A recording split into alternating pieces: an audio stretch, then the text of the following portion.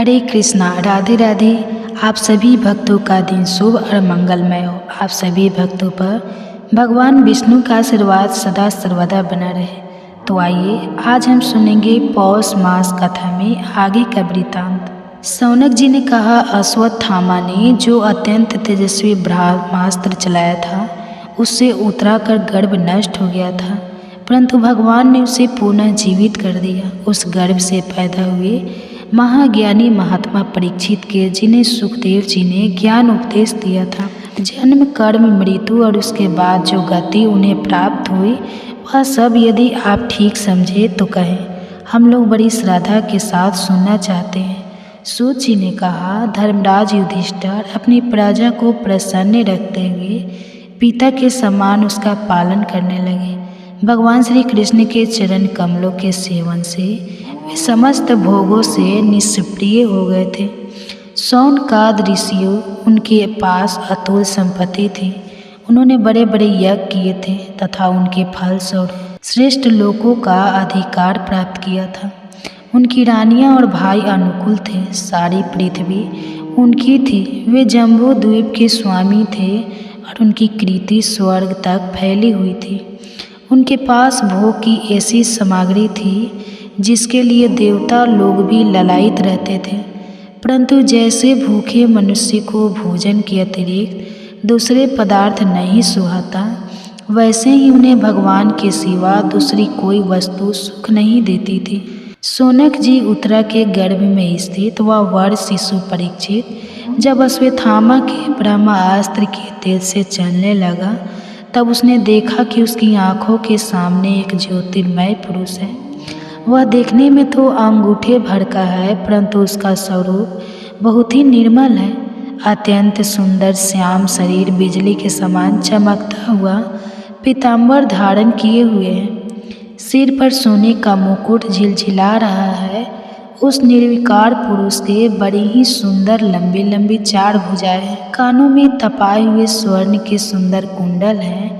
आँखों में लालिमा है। हाथ में लूके के समान जलती हुई गदा लेकर उसे बार बार घुमाता जा रहा है और स्वयं शिशु के चारों ओर घूम रहा है। जैसे सूर्य अपनी किरणों से कूड़े को भगा देता है, वैसे ही वह उस गदा के द्वारा ब्रह्मास्त्र के तेज को शांत करता जा रहा था। उस पुरुष को अपने समीप देखकर वह गर्भस्थ शिशु सोचने लगा कि यह कौन है। इस प्रकार उस 10 मास के गर्भस्थ शिशु के सामने ही धर्म रक्षक प्रेम में भगवान श्री कृष्ण ब्रह्मास्त्र के तेज को शांत करके वही अंतर ध्यान होगा। तंत्र अनुकूल ग्रहों के उदय से समस्त सद्गुणों को विकसित करने वाले शुभ समय में पांडु के वंशधर परीक्षित का जन्म हुआ। जन्म के समय ही वह बालक इतना तेजस्वी दिख पड़ता था मानो स्वयं पांडु ने ही फिर से जन्म लिया हो। पौत्र के जन्म की बात सुनकर राजा युधिष्ठिर मन में बहुत प्रसन्न हुए। उन्होंने धार्मिक कृपाचार्य आदि ब्राह्मणों से मंगल वाचन और जात कर्म संस्कार करवाए। महाराज युधिष्ठिर दान के योग्य समय को जानते थे। उन्होंने प्रजा तीर्थ नामक काल में ब्राह्मणों को सुवर्ण, गवे, पृथ्वी, गांव, उत्तम जाति के हाथी घोड़े और उत्तम अन्न का दान दिया। ब्राह्मणों ने संतुष्ट होकर अत्यंत विनय स्थिति से कहा, पूर्व वंश शिरोमणि काल की दूर निवार गति से यह पवित्र पूर्व वंश मिटना ही चाहता था, परंतु तुम लोगों पर कृपा करने के लिए भगवान विष्णु ने यह बालक देकर इसकी रक्षा कर दी, इसलिए इसका नाम विष्णु रात होगा। निसंदेह यह बालक संसार में बड़ा यशस्वी भगवान का परम भक्त और महापुरुष होगा। युधिष्ठिर ने कहा, महात्माओं, यह बालक क्या अपने उज्ज्वल यश से हमारे वंश के पवित्र कीर्ति महात्मा राजसियों का अनुसरण करेगा। ब्राह्मणों ने कहा, धर्मराज, यह मनु पुत्र छुप के समान अपनी प्रजा का पालन करेगा तथा दशरथ नंदन भगवान श्री राम के समान ब्राह्मण भक्त और सत्य प्रति होगा। यह उसी नर नरेश शिवी के समान दाता और शरणागत वत्सल होगा तथा यागकुंड में दुष्यंत के पुत्र भरत के समान अपने वंश का यश फैला। धनुर्धर में यह सहस्त्र बाहु अर्जुन और अपने दादा पार्थ के समान अग्रगण होगा, या अग्नि के समान दूर और समुद्र के समान तदस्तर हो, या सिंह के समान पराक्रम, हिमाचल की तरह आश्रय लेने योग्य, पृथ्वी के दरश्य स्थिति छू और माता पिता के समान सहनशील होगा। इसमें पितामह ब्रह्मा के समान छाता रहेगी। भगवान शंकर की तरह यह कृपालु होगा और संपूर्ण प्राणियों को आश्रय देने में यह लक्ष्मीपति भगवान विष्णु के समान होगा। यह समस्त सद्गुणों की महिमा धारण करने में श्री कृष्ण का अनुयायी होगा। रति देव के समान उदार होगा और याति के समान धार्मिक होगा। धैर्य में बाली के समान और भगवान श्री कृष्ण के प्रति दृढ़ निष्ठा में यह प्रहलाद के समान होगा। यह बहुत से अश्वमेध यज्ञों का करने वाला और वृद्धों का सेवक होगा। इसके पुत्र राजसी होंगे। मर्यादा का उल्लंघन करने वाले को यह दंड देगा। यह पृथ्वी माता और धर्म की रक्षा के लिए कलयुग का भी दमन करेगा। ब्राह्मण कुमार के शाप से तक्षक के द्वारा अपनी मृत्यु सुनकर यह सबकी आसक्ति छोड़ देगा और भगवान के चरणों की शरण लेगा। राजन व्यास नंदन सुखदेव जी से यह आत्मा के यथार्थ स्वरूप का ज्ञान प्राप्त करेगा और अंत में गंगा तट पर अपने शरीर को त्याग कर निश्चय ही अभय पद प्राप्त करेगा। ज्योतिष शास्त्र के विशेषज्ञ ब्राह्मण राजा युधिष्ठिर को इस प्रकार बालक के जन्म लगन का फल बतलाकर और भेंट पूजा लेकर अपने अपने घर चले गए।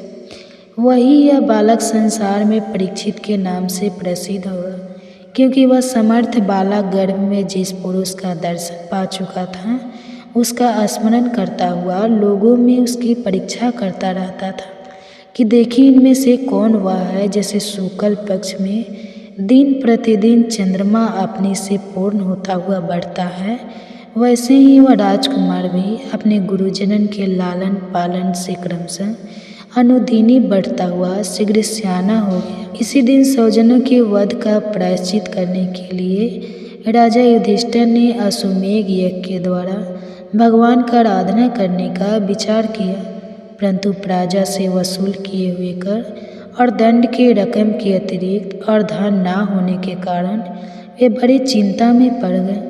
उनका अभिप्राय समझकर भगवान श्री कृष्ण की प्रेरणा से उनके भाई उत्तर दिशा में राजा मुरुद और बाण द्वारा छोड़ा हुआ बहुत सा धन लिए। उससे यज्ञ की सामग्री एकत्र करके महाराज युधिष्ठिर ने 3 अश्वमेध यज्ञों के द्वारा भगवान की पूजा की।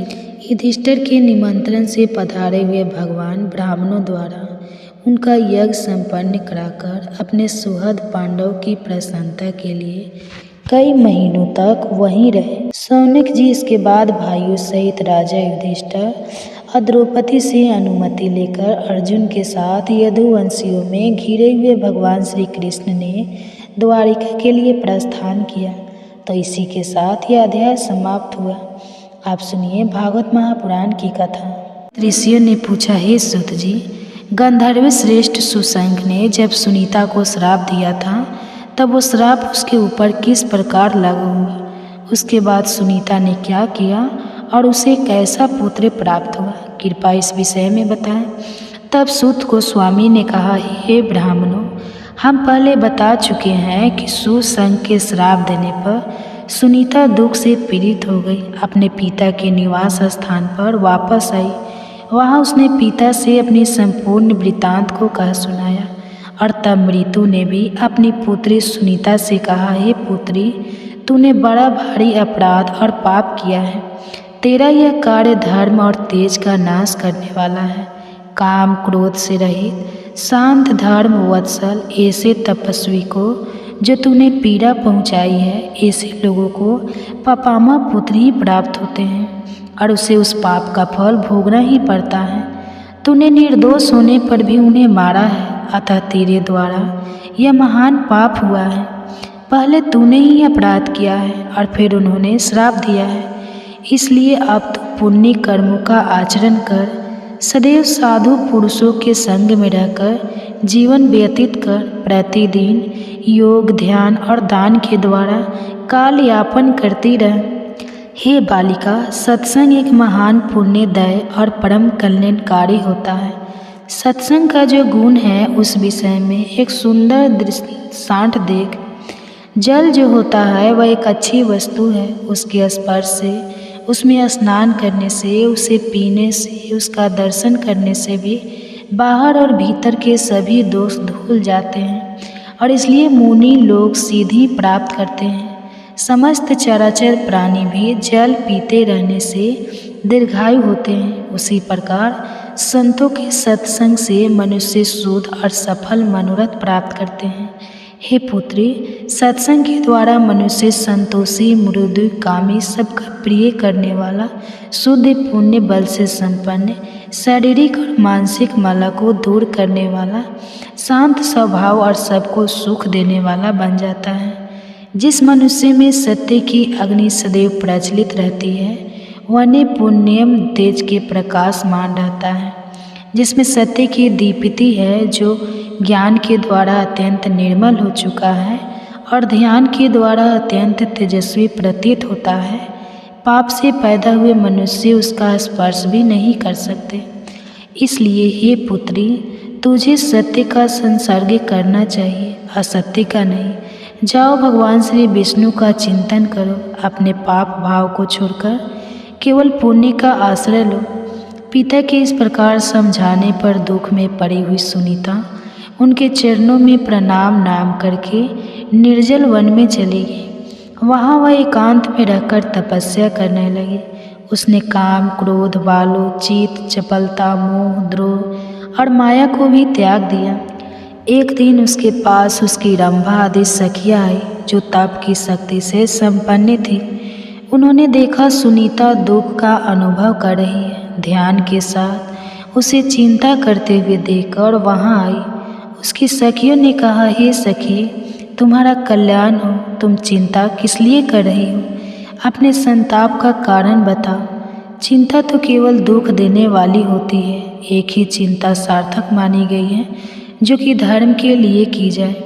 हे धर्मनंदिनी, दूसरी चिंता जो योगियों के हृदय में होती है, जिसके द्वारा वे ब्रह्मा का चिंतन करते हैं, वह भी सार्थक है और उनके सिवा और जितनी भी चिंताएं हैं वे सब निरर्थक हैं। उनकी कल्पना भी नहीं करनी चाहिए। चिंता तो मनुष्य के शरीर, बल और तेज का भी नाश कर देती है। वह हर प्रकार के सुखों को नष्ट कर डालती है। वो तंत्र, मोह और लोभ, इन तीन दोषों को लेकर आती है और प्रतिदिन उसी में घुलती रहने पर वह पाप को भी उत्पन्न करती है। इसलिए चिंता को छोड़ो। जीव पूर्व जन्म में अपने कर्मों द्वारा जिन शुभ अशुभ भोगों का उपार्जन करता है, उन्हीं का वह दूसरे जन्म में उपभोग करता है। इसलिए बुद्धिमान मनुष्य को चिंता नहीं करनी चाहिए। तुम चिंता को छोड़कर अपने सुख दुख आदि की बताओ। क्या बात है? सखियों के यह वचन सुनकर तब सुनीता ने कहा, पहले सूस ने उसे वन में जिस प्रकार श्राप दिया था, वह सारी घटना उसने अपनी सखियों से कह सुनाई।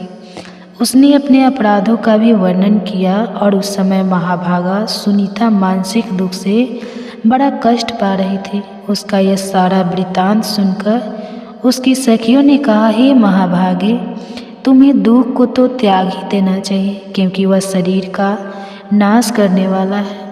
तुम्हारे अंगों में सती स्त्रियों के जो उत्तम गुण हैं, उन्हें हम अन्य कहीं नहीं देखते। उत्तम स्त्रियों का पहला आभूषण रूप है, दूसरा चरित्र, तीसरा सत्य, चौथा आर्य यानी सदाचार, पांचवा धर्म, छठा सतयुष यानी कार्य करने का उत्साह, नौवां मंगल गान है, 10वां कार्य की कुशलता, 11वां काम भाव का अधिक्य और 12वां गुण मीठे वचन बोलना है। इन सभी गुणों ने तुम्हारा सम्मान बढ़ाया है। इसलिए तुम तनिक भी भय मत करो। जिस उपाय से तुम्हें धर्मात्मा पति की प्राप्ति होगी वह हम ना नीति हैं। तुम्हारा काम तो हम ही सिद्ध कर देंगे। अब तुम स्वस्थ और निश्चिंत हो जाओ। हम तुम्हें एक ऐसी विद्या प्रदान करेंगे जो पुरुषों को मोहित कर लेती है। यह कहकर सभी सखियों ने सुनीता को वह सुखदायक विद्या बल प्रदान किया और उनसे कहा, हे कल्याणी, तुम देवता आदि में जिस जिस पुरुष को मोहित करना चाहो उसे तत्काल मोहित कर सकती हूँ। सखियों के इस प्रकार कहने पर सुनीता ने उस विद्या का अभ्यास किया। जब वह विद्या भली भांति सिद्ध हो गई तब सुनीता अत्यंत प्रसन्न हुई। वह अपनी सखियों के साथी पुरुषों को देखती हुई वन में घूमने लगी। उसके बाद उसने गंगा जी के तट पर एक रूपमान ब्राह्मण को देखा जो समस्त शुभ लक्षणों से संपन्न और सूर्य के समान तेजस्वी थे। वे तपस्या कर रहे थे। उनका प्रभाव दिव्य था। उन तपस्वी महर्षि रूप देखकर सुनीता का मन मोह गया। उसने अपनी सखी रंभा से पूछा, यह देवताओं से भी श्रेष्ठ महात्मा कौन है? तब ब्रह्मा ने कहा, हे सखी, अव्यक्त परमेश्वर से ब्रह्मा जी की उत्पत्ति हुई। उनसे प्रजापति अत्रि का जन्म हुआ जो बड़े धर्मात्मा है और यह महामाना तपस्वी उन्हीं के पुत्र हैं। इनका नाम अंग है। यह नंदन वन में आए थे।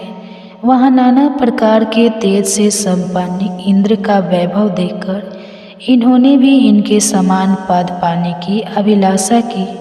उन्होंने सोचा कि जब मुझे भी वंश को बढ़ाने वाला ऐसा ही पुत्र प्राप्त हो तभी मेरा जन्म कल्याणकारी होगा और साथ ही यश और कीर्ति भी मिल सकती है। ऐसा विचार करके उन्होंने तपस्या और नियमों के द्वारा भगवान ऋषिकेश की आराधना की है। जब भगवान अत्यंत प्रसन्न होकर उनके सामने प्रकट हुए तब इन महर्षि ने इस प्रकार वर मांगा, हे मधुसूदन, मुझे इंद्र के समान वैभवशाली और अपने समान तेजस्वी और पराक्रमी पुत्र प्रदान कीजिए। वो पुत्र आपका भक्त और सब पापों का नाश करने वाला होना चाहिए। और तब श्री भगवान ने कहा, हे महात्मा, मैंने तुम्हें ऐसा पुत्र होने का वर दिया है। वो सबका पालन करने वाला होगा। और ये कहकर भगवान चले गए थे। तब विप्र, वेन अंग किसी पवित्र कन्या की तलाश में है। जैसे तुम सभी अंगों से मनोहर हो वैसे ही कन्या बचाते हैं, इसलिए इन्हीं को अपने पति के रूप में प्राप्त करो। इनसे तुम्हें पुत्र पुण्यात्मा पुत्र की प्राप्ति होगी। यह महाभागे और पुण्य बल से संपन्न है। इनके वीर से उत्पन्न हुआ पुत्र उन्हीं की गुण संपत्ति से युक्त महातेजस्वी समस्त धर्मात्माओं में श्रेष्ठ परम सौभाग्यशाली युक्त आत्मा और ज्ञानी होगा। अपनी सखियों की यह बात सुनकर सुनीता ने कहा, हे भद्रे, उचित है, मैं ऐसा ही करूँगी। इस विद्या से मैं ब्राह्मण को मोह में डालूँगी। तुम मुझे सहायता प्रदान करना जिससे इस समय मैं उनके पास जाऊँ। यह सुनकर रंभा ने कहा, मैं तुम्हारी सहायता करूँगी, तुम मुझे आज्ञा दो। सुनीता के नेत्र बड़े बड़े थे। वह रूप और यौवन से शोभा पा रही थी। उसने सद्भावना पूर्वक माया से दिव्य रूप धारण किया। उसका मुख बड़ा ही मनोहर था। संसार में उसके सुंदर रूप की कहीं तुलना नहीं थी। वह तीनों लोगों को मोहित करने लगी। वह झूले पर जाकर बैठी और वीणा बजाती हुई मधुर स्वर में गीत गाने लगी। उसका स्वर बड़ा मोहक था और उस समय महर्षि अंग अपनी पवित्र गुफा के भीतर एकांत में ध्यान लगाकर बैठे थे। वे काम और क्रोध से रहित होकर भगवान जनार्दन का चिंतन कर रहे थे। उत्तम ताल स्वर के साथ गाया हुआ वह मधुर और मनोहर गीत सुनकर अंग का चित्त ध्यान से विचलित हो गया। उस माया संगीत ने उन्हें मोह लिया था। वे तुरंत ही उसने अपने आसन से उठे और बार बार इधर उधर देखने लगे। माया के कारण उनका मन चंचल हो उठा था। वे बड़े वेग के बाहर निकले और झूले पर बैठी हुई वीणा धारिणी उस स्त्री को देखा। वह मुस्कुराती हुई गा रही थी। महायशस्वी अंग उसके गीत और रूप दोनों पर मुग्ध हो गए और तत्पश्चात उस महान मोह के वशीभूत होकर वे उस तरुणी के पास आए।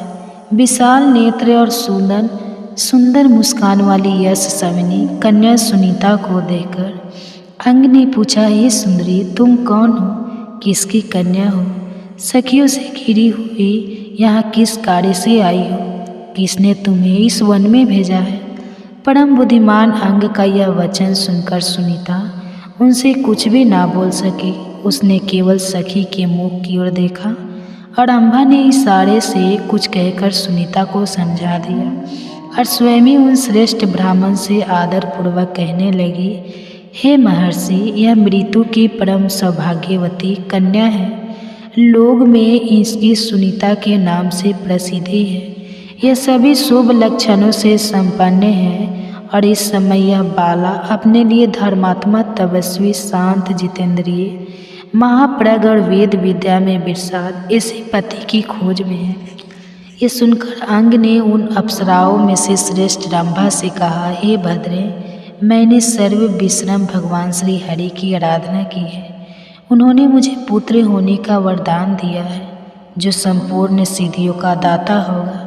इसलिए इस वरदान की सफलता के निमित्त उत्तम पुत्र की प्राप्ति हेतु मैं किसी पुण्य बल से संपन्न महापुरुष की कन्या के साथ विवाह का विचार कर रहा था, किंतु कहीं भी अपने लिए परम मंगलमय कन्या नहीं पा सका। यह धर्म की सुमुखी कन्या धर्माचार्य परायण है। यदि वास्तव में यह पति की तलाश में है तो वे मुझे ही स्वीकार कर सकती है। इसकी प्राप्ति के लिए मैं अदेय वस्तु भी दे सकता हूँ। तब रंभा ने कहा, हे द्विश्रेष्ठ, आपको इस प्रकार उदारता पूर्वक इसकी अभीष्ट चिंतन चाहिए। ये सदा के लिए आपकी धर्म पत्नी हो रही है। आप कभी भी इसका परित्याग न करें। इसके दोष और गुणों पर कभी आपको ध्यान नहीं देना चाहिए। हे विप्र, इस विषय में आप मुझे प्रत्यक्ष विश्वास दिलाइए कि प्रतीति दिलाने वाले अपना हाथ इसके हाथ में दीजिए। अंग ने कहा, एवं मस्तु, निश्चय ही अपना हाथ मैंने इसे सौंप दिया है। इस प्रकार सत्य का विश्वास कराने वाला संबंध करके अंग ने सुनीता को गंधर्व विवाह की प्रणाली के अनुसार ग्रहण कर लिया। सुनीता को उन्हें सौंपकर रंभा के हृदय में बड़ा हर्ष हुआ। वो अपनी सखी से आज्ञा लेकर घर चली गई। अन्य सखियों ने भी प्रसन्नतापूर्वक अपने अपने घरों की राह पकड़ी। उन सब सखियों के चले जाने के बाद द्विश्रेष्ठ अंग अपनी प्रिय पत्नी के साथ विहार करने लगे। उसके गर्भ से उन्होंने एक सर्व लक्षण संपन्न पुत्र प्राप्त किया और उसका नाम वेन रखा। सुनीता का वह महान तेजस्वी बालक दिनों दिन बढ़ने लगा। वेद शास्त्र, उपकारी धनुर्वेद का अध्ययन करने लगा और समस्त विद्याओं का परगाव हो गया। अंग कुमार वेन सज्जन उचित आचार से रहता था। वह क्षत्रिय धर्म का पालन करता था। वे वस्त मनवंतर आने पर संसार की सारी प्रजा राजा के बिना निरंतर कष्ट पाने लगी और उस समय सभी लोगों ने वेन को ही सभी लक्षणों से संपन्न देखा और तब श्रेष्ठ ब्राह्मणों ने उन्हें प्रजापति के पद पर नियुक्त कर दिया। उसके बाद समस्त ऋषि अपने अपने तपोवन में चले गए और उन सबके जाने के बाद अकेले वेन ही राज्य का पालन करने लगे। इस प्रकार वेन भूमंडल के प्रजा पालक हुए। प्रजा उनके धर्म से प्रसन्न रहती थी। वेन के राज्य का प्रभाव ही ऐसा था कि उनके शासन काल में सर्वत्र धर्म का प्रभाव छा गया। अब यहाँ पर प्रश्न ये आता है कि जब राजा वेन शुरुआत में इतने धर्मात्मा थे तो फिर अचानक ऐसा क्या हुआ जिससे उन्होंने धर्म का आचरण करना आरंभ कर दिया। और ऐसी कुछ जिज्ञासा ऋषियों के मन में भी आई और उसका उत्तर सूत गोस्वामी बताएंगे और वह हम सुनेंगे हमारी इसी पौष मास कथा भागवत महापुराण की अगले कड़ी में। तो इसे रहस्य को सुनने के लिए आपके अपने चैनल वंदना काव्या को सब्सक्राइब करके रख लीजिए, नोटिफिकेशन ऑन रखिए और हम आपसे मिलेंगे इसी कथा श्रृंखला की अगली कड़ी के साथ। नैमिषारण्य में एक एकत्रित हुए ऋषियों ने पूछा, हे सूत गोस्वामी, पाप का आचार पूर्व बर्ताव करने वाले जिस राजा वेन का आपने परिचय दिया था उसी पापी का व्यवहार कैसा था, कृपया इस विषय में बताएं। तब सूत गोस्वामी ने कहा, हे ब्राह्मणों, राजा पृथु जैसे भाग्यशाली, सौभाग्यशाली और महात्मा पुत्र को प्राप्त करने पर अब राजा वेन पाप रहित बन चुके थे। उसे धर्म का फल प्राप्त हुआ। जिन नरेशों महापाप का उपार्जन किया है उनके वे पाप तीर्थ यात्रा द्वारा नष्ट हो जाते हैं। संतों का संग प्राप्त करके उनके पुण्य की वृद्धि होती है। पापियों से बातचीत करने, उन्हें देखने, स्पर्श करने, उनके साथ बैठने, भोजन करने और उनके संसर्ग में रहने से पाप का संचार होता है और पुण्य आत्माओं के संग में रहने से केवल पुण्य का ही प्रचार होता है, जिससे सारे पाप धुल जाने के कारण मनुष्य पुण्य गति को प्राप्त करता है। सूत गोस्वामी की यह बात सुनकर ऋषियों ने कहा, हे महामते, पापी मनुष्य को परम सिद्धि की प्राप्ति कैसे होती है, यह बात भी आप हमें बताएं। तब सूत गोस्वामी ने कहा, हे ऋषिगणों, नर्मदा, यमुना और गंगा, इन नदियों की धारा के आसपास जो महापाप रहते हैं वे जानबूझकर या फिर बिना जाने इनके जल में स्नान करते हैं, कीड़ा करते हैं, अतः महानदी के संसर्ग में उन्हें परम गति की प्राप्ति हो जाती है। ब्राह्मणों, महानदी के संपर्क के अथवा अन्य नदियों के परम पवित्र जल का दर्शन, स्पर्श और पान करने से भी पापियों के पाप नष्ट हो जाते हैं। तीर्थ धार्मों के प्रभाव और संतों के संग से पापियों का पाप उसी प्रकार नष्ट होता है जैसे आग ईंधन को जला डालती है। महात्मा ऋषियों के संपर्क से, उनके साथ बातचीत करने से, उनके दर्शन और स्पर्श करने से, पूर्व काल में सत्संग प्राप्त होने से राजा वेन का सारा पाप नष्ट हो गया था। पुण्य का संसर्ग हो जाने पर अत्यंत भयंकर पाप का भी संचार नहीं रह जाता। पूर्व काल में मृत्यु के एक सौभाग्यशाली कन्या थी, उसका नाम सुनीता रखा गया था। वह अपने पिता के कार्यों को देखती और खेल कूद में सदैव उन्हीं का अनुकरण किया करती। एक दिन सुनीता अपने सखियों के साथ खेलती हुई वन में चली गई। वहाँ गीत की ध्वनि उसके कानों में पड़ी और तब सुनीता ने उस ओर दृष्टिपात किया। वहाँ पर देखा तो गंधर्व कुमार महाभागी भारी तप तपस्या में लगे हुए थे। उसके सारे अंग बड़े ही मनोहर थे और अब सुनीता प्रतिदिन वहाँ जाकर उस तपस्वी को सताने लगी। सुशंख रोज रोज उसके अपराध को क्षमा कर देता और कहता, जाओ, चली जाओ यहाँ से। उसके यह कहने पर वह बालिका क्रोधित हो जाती और उस बेचारे तपस्वी को मारने लगती। उसका ऐसा बर्ताव देखकर एक दिन सुशंख क्रोध से मूर्छित हो गया और कहने लगा, हे कल्याणी श्रेष्ठ पुरुष, मैंने मारने के बदले ना तो मारा है और ना किसी की गाली देने पर क्रोध करते हैं। यही धर्म की मर्यादा है। पाप करने वाली सुनीता को इस प्रकार कहकर वह धर्मात्मा गंधर्व क्रोध से मुक्त हो गया और उसे अबला स्त्री जानकर बिना कुछ दंड दिए उसे छोड़ दिया और वापस आ गया।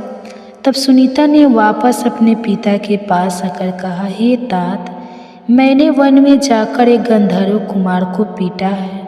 वो काम और क्रोध से रहित होकर तपस्या कर रहा था।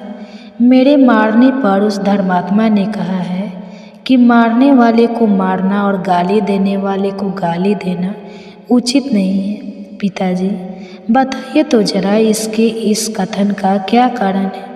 सुनीता के इस प्रकार पूछने पर धर्मात्मा मृत्यु ने उसे कुछ भी नहीं कहा, उसके प्रश्न का उत्तर ही नहीं दिया।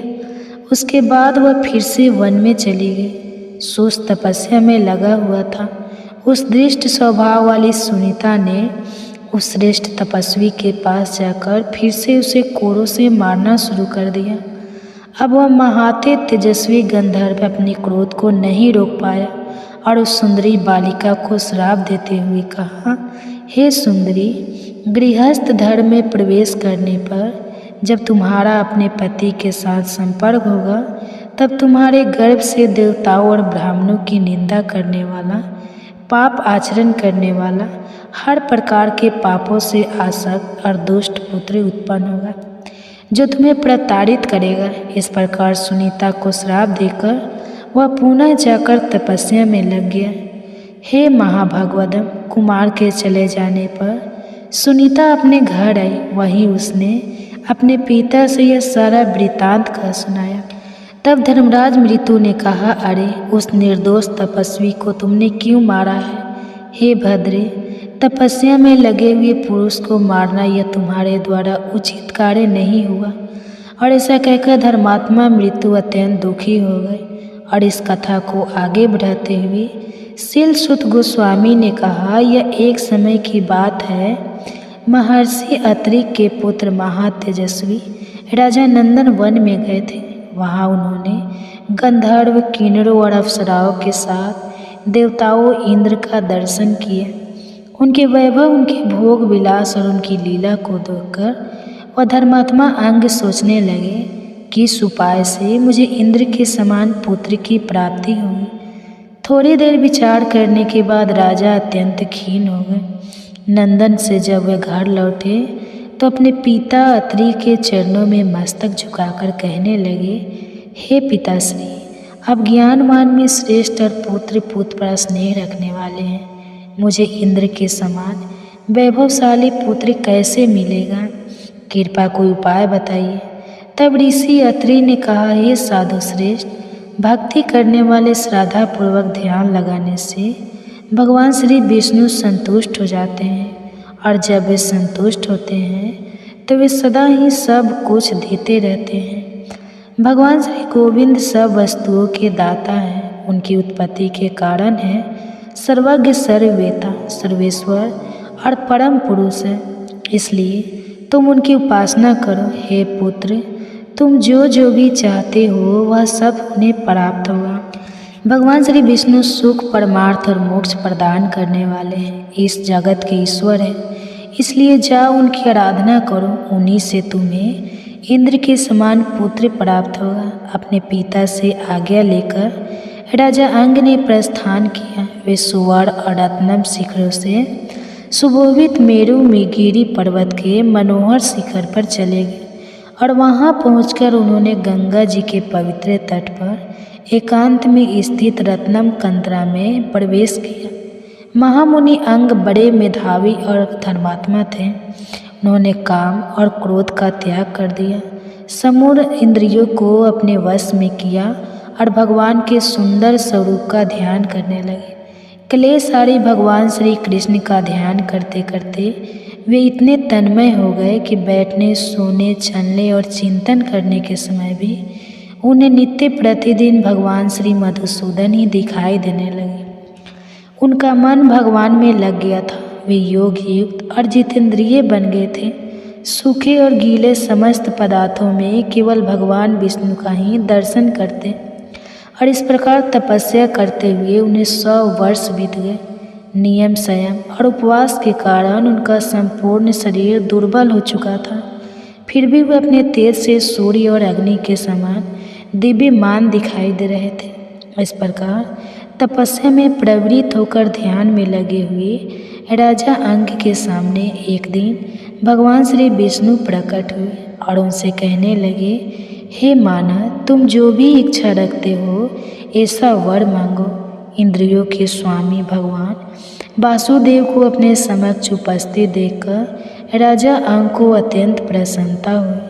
उनका चित्त हर्षित हो गया। वे भगवान को प्रणाम करके उनकी स्तुति करने लगे।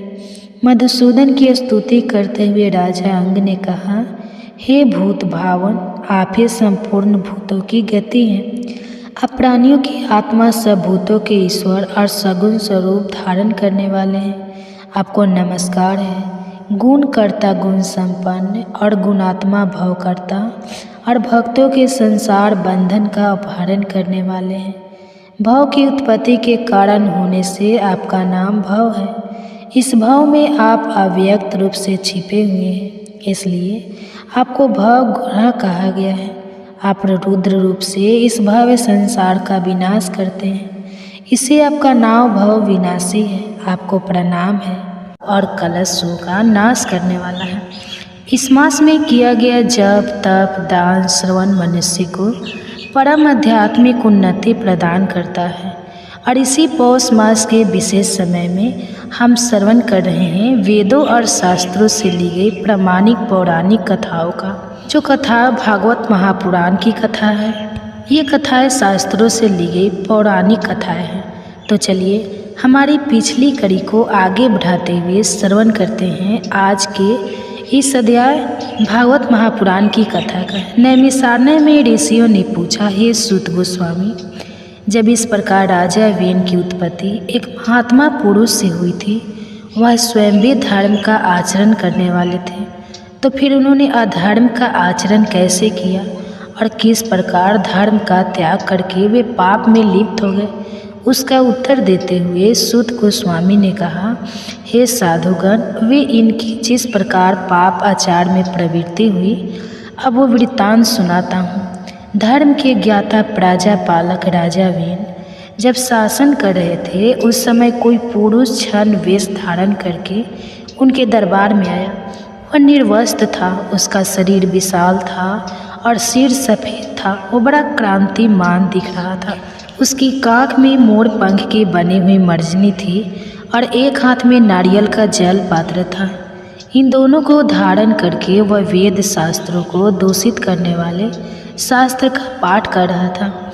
जहाँ महाराज वेन बैठे हुए थे, उसी स्थान पर वो बड़ी जल्दी के साथ पहुँचा। उसे वहाँ पर आया देखकर वेन ने पूछा, आप कौन हैं जो ऐसा अद्भुत रूप धारण किए यहाँ आए हैं? मेरे सामने आप सारी बातें सच सच बताइए। राजा वेन का यह वचन सुनकर उस पुरुष ने कहा, हे राजन, तुम इस धर्म प्रकार के पचड़े में पकड़कर जो राज्य चला रहे हो ना, वह सारा व्यर्थ है। तुम बहुत ही मूर्ख और अज्ञानी लिए हो। मेरा परिचय जानना चाहते हो तो सुनो। मैं देवताओं का परम पूज्य हूँ। मैं ही ज्ञान, मैं ही सत्य, मैं ही सनातन ब्रह्मा हूँ। मोक्ष भी मैं ही हूँ। मैं ब्रह्मा जी के देह से उत्पन्न सत्य प्रतिज्ञ पुरुष हूँ। मुझे जिन स्वरूप जानो सत्य और धर्मी मेरा क्लेवर है। ज्ञान परायण योगी मेरे ही स्वरूप का ध्यान करते हैं। तब राजा वेन ने पूछा, आपका धर्म कैसा है? आपका शास्त्र क्या है? और आप किस प्रचार का पालन करते हैं? यह सब बताइए। तब उस जिन ने कहा, जहाँ मन, देवता, नील ग्रंथ, गुरु और दया को ही परम धर्म बताया गया है, वही मोक्ष देखा जाता है और यही जैन दर्शन है। इसमें कोई संदेह नहीं है। अब मैं आपका आचार बता रहा हूँ। मेरे मत में यजन, याज, वेद अध्ययन नहीं है, संधि उपासना भी नहीं है। तपस्या, दान, सर्वधा और स्वाहा का भी मैं परित्याग करता हूँ। हव्य, कबों का तर्पण, अतिथियों का सत्कार, बलि, वैष्णदेव आदि कर्मों का भी विधान नहीं किया गया है। केवल अरहन का ध्यान ही उत्तम माना गया है। जैन मार्ग में प्रायः ऐसे धर्म का आचरण ही दृष्टि गोचर होता है। प्राणियों का यह शरीर पांचों तत्वों से बनता है और परिपट है, इसलिए श्राद्ध और यज्ञ यह सब क्रियाओं की कोई आवश्यकता नहीं। जैसे पानी में जल और जंतुओं का समागम होता है और जिस प्रकार बुलबुले पैदा होते हैं और विलीन हो जाते हैं, उसी प्रकार संसार में समस्त प्राणियों का आवागमन होता रहता है। अंत काल आने पर वायु रूप आत्मा शरीर छोड़कर चली जाती है और पंच तत्व पांचों भूतों में मिल जाते हैं। उसके बाद मोह से मुगंध मनुष्य परस्पर मिलकर मरे हुए जीव के लिए श्राद्ध आदि पारलौकिक कृत्य करते हैं। मोह वर्षव छाया तिथि को पियों का तर्पण करते हैं। भला मारा हुआ मनुष्य कहाँ रहता है? किस रूप में आकर वह श्राद्ध आदि का भोग करेगा? मिष्ट ना खाकर तो सिर्फ ब्राह्मण लोग तृप्त होते हैं। मृता कर्माट कर्म नहीं समझा जाना चाहिए। अगर अन्न का भोजन किया जाए तो उसी में उसके साथ करता है। यदि दान ही देना हो तो दया का दान देना चाहिए। दया परायण होकर प्रतिदिन जीवों की रक्षा करनी चाहिए। ऐसा करने वाला पुरुष चंडाल हो या क्षुद्र, वही ब्राह्मण कहा गया।